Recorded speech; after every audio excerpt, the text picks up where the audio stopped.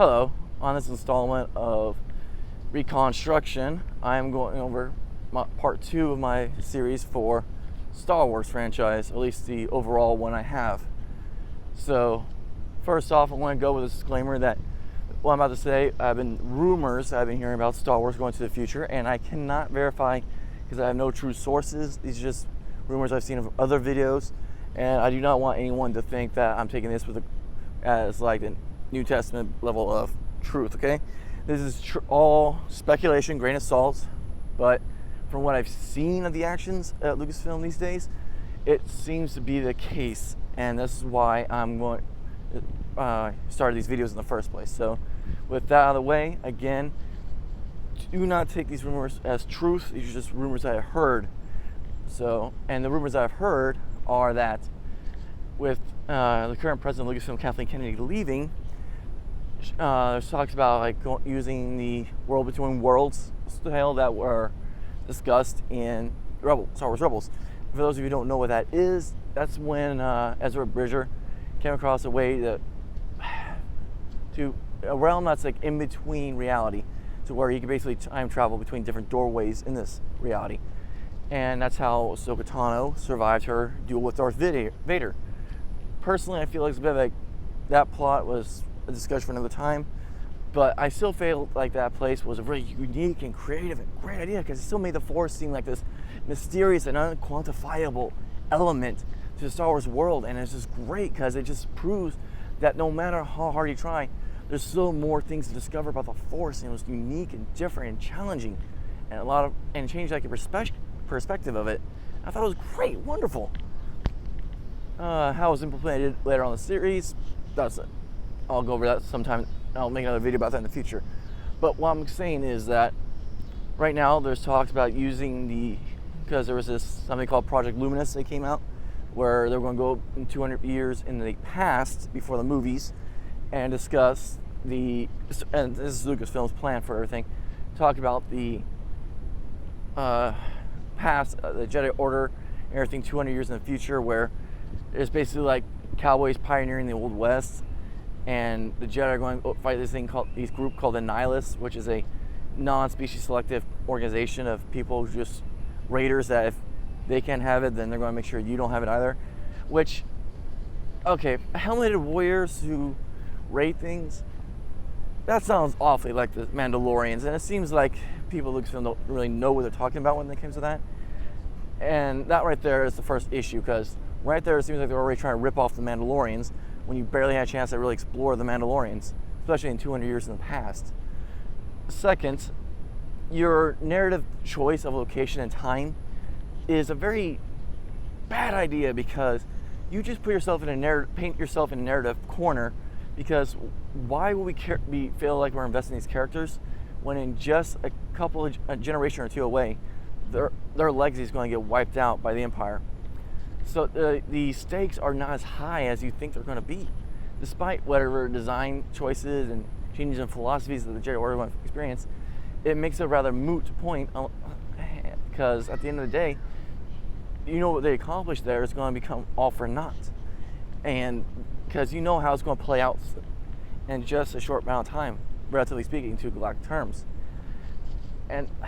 And yeah, I've heard rumors that it's supposed to show like how the Jedi fell so far from their moral code that it made it easy for Sidious to wipe them out. But like I said, though, anything that they accomplish, I feel would be meaningless and nihilistic, as like the nihilists, there are people that are supposed to be fighting, because we know in such a short amount of time it's all for naught. So yeah, like for me, I feel like it was a bad idea.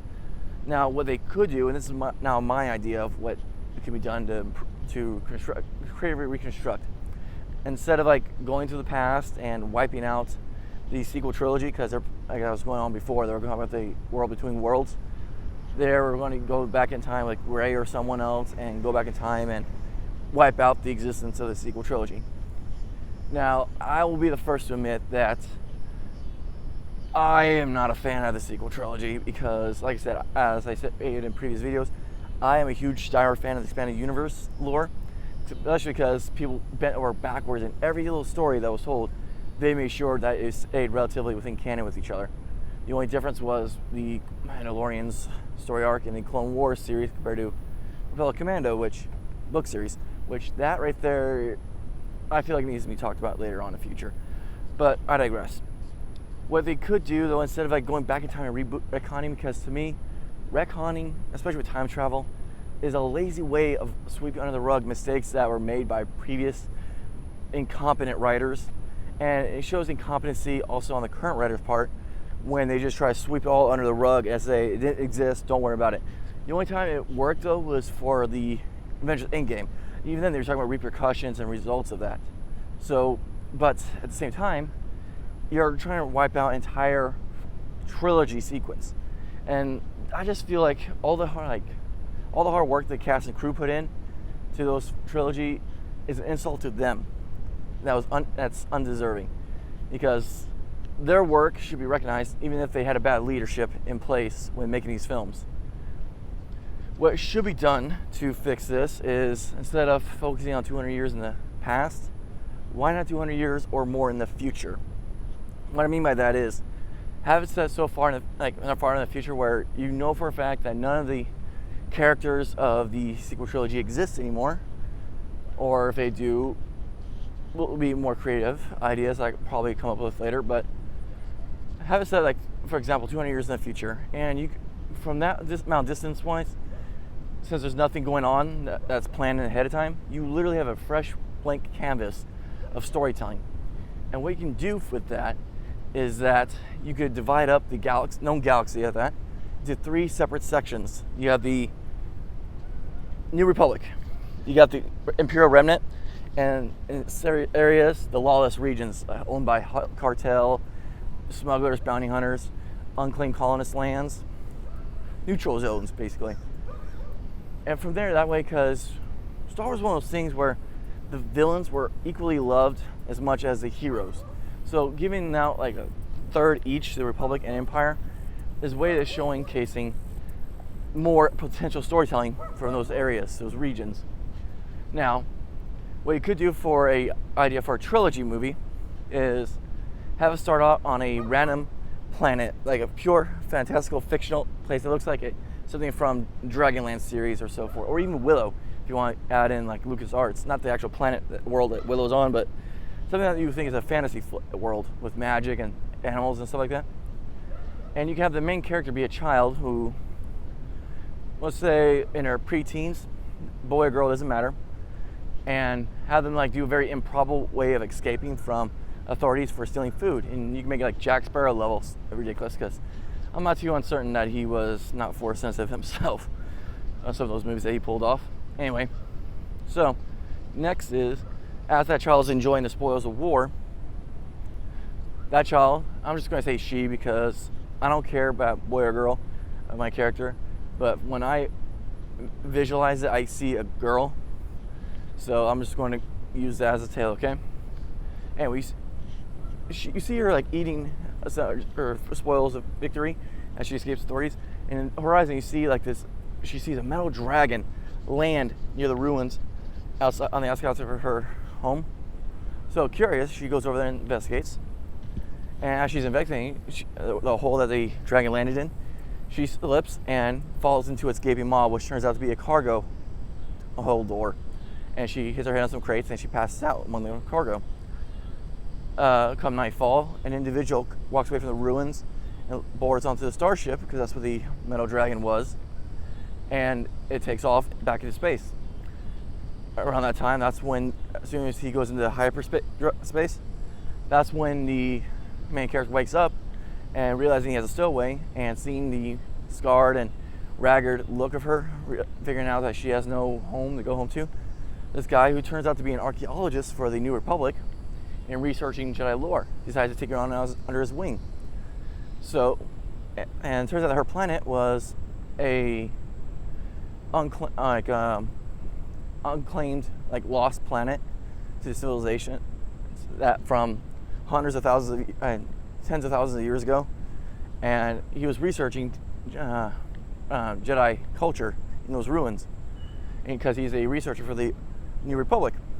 So, and that's how you get this character who's very ignorant of even space travel itself, to be a narrative tool for the audience to experience the new galaxy far, far away by having her witness things for the first time, just like us as the audience, so we'll understand how the geopolitical landscape looks like, so we're not left guessing or having to read books to find out what's going on. So, we're moving on to that. As she gets exposed to the New Republic and told about various things throughout this movie, you find out about the Jedi, and that people associated with the Force in this in the galaxy now are viewed with much of a stigma, because throughout the previous films, though, this average citizen's suffering was caused by a Force user, be it Palpatine as the Sith Lord with his Empire and his Inquisitors, or with the Jedi when their cult-like mindset of baby-stealing enforcers of the Republic. So now the Jedi, or anyone with Force abilities, are ostracized because they're all seen as the same type of people. And the thing is, though, the Jedi still exist, though, in this world. What I mean by that is that they taken on this bit of more elements of the expanding universe here. Jedi still exist, but as everyday citizens, from police officers to doctors, nurses, smugglers, even stormtroopers, royalty, senators, bounty hunters, smugglers. These are all from various different walks of life. They just happen to be trained in the ways of the Jedi. And they use the abilities of the Force subtly behind the scenes to help people in figuring out, helping people, because one of the philosophies that the Jedi embrace is that the Jedi of old Republic were too loyal to the Republic itself, and instead of focusing on helping the people, being driven by compassion, and therefore to humble themselves in their teachings, they purposely stop being a true-blown organization and teach each other. If they come across anyone who's strong in the Force, they would teach them the ways of the Force and the ways of a Jedi too. And then when the training's complete, they go back into the galaxy at large and pass on what they know to spread teachings of compassion and peace and diplomacy as they are, because being a Jedi to them now, it just enhances what you already are and how you can contribute to the galaxy at large. And you have Jedi in all walks of life, like I said, in the New Republic, in the lawless regions, and even in the Empire itself. Examples would be, like, say, a nurse who's helping this really pompous doctor with his surgery, and you're losing a patient on the table, right? And she uses the Force to manipulate the blood flow of the patient, or the vitals, using the Force to keep him stable long enough for the doctor to save the patient. And as the doctor is patting himself on the back, job well done, she goes back to cleaning up the operating room as if nothing happens. Another example is that in the city, a reactor core at a power plant goes, the shields for it drop. Everyone's panicking, the whole place is going to go all Chernobyl, right? And so as this engineer walks away from the evacuation, he goes to this latch where the power source is for the shield generator and channels Force lightning into the terminal to power back up. And then as everyone comes back to investigate, he puts his glove back on where you see his fingertips charred. Or even a stormtrooper dealing with riots on one of their control worlds in the Empire. You see him with like a stormtrooper with a riot shield and a nice stick baton, kind of like a traitor in Force Awakens. And as you see him, like a E-Web, he gets knocked over, is about to gun down a couple of kids, right? You can see the stormtrooper leap across the street without anyone noticing, and the end of his nice baton becomes a lightsaber blade, and he uses it to bat the bolts away from the kids. The kids in sheer awe and what has happened. Stormtrooper looks at him, helmet still on, speechlessly he goes back into the fray of trying to control peace.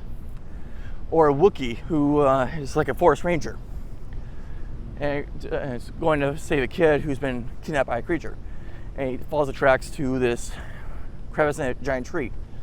Realizing a bowcaster is going to be useless, the Wookiee slings the bowcaster back on his back, but he takes the power cartridge off and hits a button on the side of the power cartridge, which, like, wait, what? A button on a cartridge? And all of a sudden, at the end of the cartridge is a lightsaber blade. So a bowcaster is powered by a kyber crystal, and the blade ignites into a bronze-colored blade, kind of like Lobaka in the books. Or even like and you could do different ways of thinking about the Jedi itself. Like, say, a smuggler who has each of his blasters, which are rotating cylinders, is powered by 2 halves of a cracked kyber crystal, and uses that to shoot blaster bolts out of midair and redirect them. So there's no so the Jedi still exist, but they're doing different ways of utilizing their weapons. And so anyway, so by the end of the movie, I got off topic here, I apologize. So at the end of the movie, turns out that the archaeologist to the main character finds out that the archaeologist is actually a Jedi himself who's researching Jedi lore, trying to find a way to bring them back into society to be symbols of hope for the people. And right when the main character gets accepted to become the Padawan to the main character, you end it with a fleet of very alien starships coming out of the edge of the galaxy. The Vong. Now, for those of you who don't know who the Vong are, they are a race of aliens that are from a different galaxy who are so genetically engineered that you can no longer be touching the Force.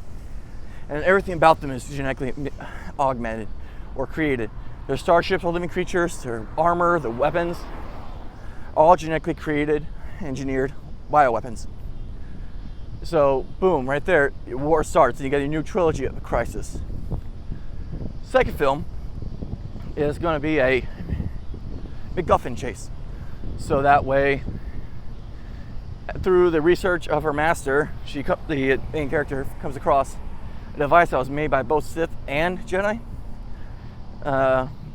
Right when the schism between the two factions very first happened, that supposedly, when channeled by both light and dark side, can communicate to all Force users in the galaxy. So, needing how the Vong have been, for the last few years, been laying waste to hundreds of worlds already, and wiping out entire species and people. The main character, because you got to have her grow as an individual, could be arrogant, but still has that child naivety that there needs to be hope. Like she honestly believes that the Jedi could help people more than just from behind the scenes in this crisis, because the Vong have been so genetically manipulated, the Jedi can't even manipulate them. So she goes out on a journey to find this device, and you can incorporate characters that were introduced in the previous film. So you can have her breaking away from her master's orders to do one particular mission to go find this device because she really believes that it could work. And throughout the process, she had her crew of friends that she creates from this movie and in the previous one could be a soldier from a technician from the New Republic, an engineer, you could say. Then you can have a Imperial spy be another member, and I think it's because of popularity, it'd be best Mandalorian. Actually, no, for the Republic, you can have a pilot because she's inept herself. That's all. She's only been exposed to the galaxy for a few years, not enough time to really get a handle of the technology of everything. So, a Republic pilot, an Imperial spy master, so you get and use the information from both sides, and a Mandalorian who knows the secrets of various secret routes that both Empire and Republic don't know about. You can have them be the crew of 4, the heroes of the movie, who go off and try to find this MacGuffin device. And it'll be essentially kind of like a D&D thing. And the thing is, you can have this main character, have her philosophies be challenged by the Imperial spy master and the Mandalorian. And you can have her Republic pilot friend try to back her up. So she's going over conflictions. And you can have it to where she doesn't come out, her and her companions don't come out completely unscathed in this battle. So I think what would really be a unique turn of twist, maybe for her, is that in the process, she gets injured to the point where, because it's Star Wars, you gotta lose a limb. So what you could do, to be unique, is have her, in the process of coming across this device, lose an eye and scar her face while they are come across a Vong patrol. And others kind of examples of how she's not infallible. She's still a student, a reckless kid, but she's still driven by her convictions that this is the right thing to do. And the other characters too get their lumps in, both receiving and dished out. From there, by the time she gets to the MacGuffin device and she activates it, by channeling both the light and the dark side, which for her it'd be the philosophy of accepting that there's good and darkness in every person, and by embracing both halves of that self, you're able to grow and become more powerful. And once she does that, she puts out a message throughout the galaxy that every Force user not so much as hears but feels that the time to be in the shadows is gone.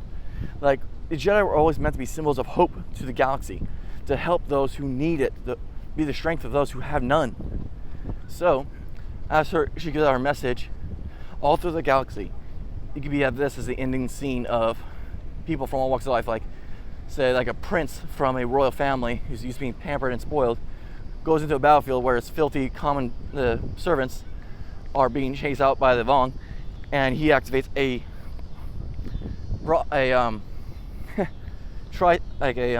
cross-guard lightsaber of a blue blade variant, charging the battle on top of a war mount. Or you can have an Imperial X-Wing pilot, or Imperial TIE Fighter pilot, charge in doing the same maneuvers that cannot be possible. You could have that police stormtrooper I mentioned before in riots, charging into battle with a jetpack. You got a smuggler dual-wielding pistols, shooting Vong out from weird angles and ricocheting shots. And like in several other locations, like different locations, different types of people, different backgrounds and origins, different species, all igniting their lightsabers in the air, bringing hope, being a little manifestation of hope for the people. And as you pull out to each planet, you can see on a galaxy map that all of a sudden, like, those places are like being stars igniting on a galaxy map, where the mentor character is witnessing this as he hears from other fellow Jedi in hiding that one by one the Jedi are revealing themselves to the public. And the main character hears this too, and she is relieved. But by the end of this trials relation, though, she can have even more scarred up in the fight. So now that she has been with her convictions, though, she, like, say, you can have it to where, like, she lost both her legs, so she's being fitted with 2 prosthetics by the end of the movie, and it'd be like Luke in his artificial hand. And see her trying to walk up to the view screen and view the terminal display of the galaxy map lighting up as reports of more and more Jedi being exposed to the galaxy at large. And that's when you end your moment of hope on right there. Third film, the war is full blown. It's been going on for another decade, let's say, and the main character is now a full-grown adult, along with her companions who are fighting on multiple battlefronts. And, like, I'm not going to say that I have a great big idea planned out for the third film, but what you could do is the climax, the last third. Is what I have an idea for. Is that if you want to subvert fans' expectations of how a film's going to end, how about this? Make it to where the main character, the one who defeats the leader of the Vong, isn't the main character, but her mentor, the archaeologist. You get them on the bridge of a Vong terraforming ship, and as they're having a duel to the death, she can do something where she, like, messes with the engines of the craft, and it causes a rumble right when the mentor character is about to get cut down. Given that opening, he gets a chance to use the Force, grab his blade, and cuts down the leader of the Vong, causing peace. As the Vong retreat back into the unknown regions to lick their wounds, because they've been having their cannons royally kicked in the stalemate that's been happening since the Jedi went public. The main character is recovering from her decision, for her actions, and you can see how she's grown up. She is more mature and, like, apprehensive about her decision-making process. She thinks things through more carefully now, and along with being surrounded by her best friends, as they about the Imperial spy, the Republic pilot, and the Mandalorian warrior attend the funeral for her master. And as the epilogue of the tale can be, or not really epilogue, but the last couple chapters will be how the Jedi go back into hiding while using the same MacGuffin device that was used to put the call out to the galaxy for the Jedi to come to arms. You can also have it be reverse engineered to that way they get by several Jedi Masters, to where the galaxy at large will forget the names and faces of the Jedi who reveal themselves to the public, thus making it easier for them to go back into the shadows as if nothing's happened, because they want to still maintain the humbleness of being a warrior for the people. And you can have your final scene in the movie as the main character goes off. You can fade to black and then refade back in to the original planet she was on, her home planet. You see another kid does another weirdly improbable move to escape from authorities to get some food, just to eat like a loaf of bread, right? And as he's thinking that he got away with like his meal in hand, right when he takes his bite in, a cloaked individual taps him on the hand, wearing with two-peg feet. As he looks down, he looks up, and this person wearing like this little beggar's robes with a cloak, right, and a large hood. And as he looks into the hood, you can see just below the brim the eyes of the main character saying, "Would you like to hear a tale, young one?" Kind of giving a signal, like a symbolism that she is now advanced enough to become a Jedi Master, and she has found her first Padawan. And that's how you get fade to black and have the iconic score playing after that. Anyway, I figured this franchise done on this format could be really unique because Star Wars is nothing without wars. Rebels has shown us that, and Clone Wars has shown us that. And when you have a definitive enemy that you can actually rally against, the Vong make a perfect one because then it shows you can have different aspects from the three factions of the known galaxy, and you see different lifestyles. Because you can have and plus, like when you set up this way, especially with a Jedi, any storytelling device you could have, like from the comic books and novels that takes place in this era, you can never be too sure if the person that you are playing or reading about is really this skilled, or are they possibly secretly a Jedi? You don't know, and it makes great dynamic because then makes you want to keep exploring these characters even more when reading them and figuring out like what is about them that makes them so great. Are they just pure skill, or was it because there's something more to them that's beneath the surface? Anyway, that's what I got for right now for my idea on how to fix the Star Wars, at least the movie franchise as a whole. If you guys have any different ideas or you want to add on or critiques of what I came out with, post them in the comments below. I'll be more than happy to look them over and talk about them at some point. As of right now, though, I am going to sign off. This is Cartoon Commando. Hoping we all could be tactical together. And stay frosty, everyone.